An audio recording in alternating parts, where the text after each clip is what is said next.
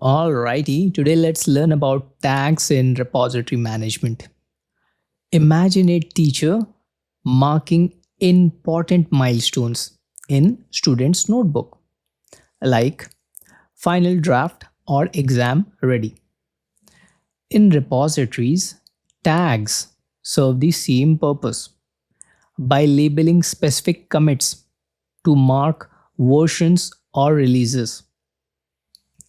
Administrators use tags to identify stable points in the code history, such as version 1.0 or version 2.0, making it easy to track and roll back if required. This ensures clarity, version control, and smooth collaboration across development teams. Let's meet in our next lecture.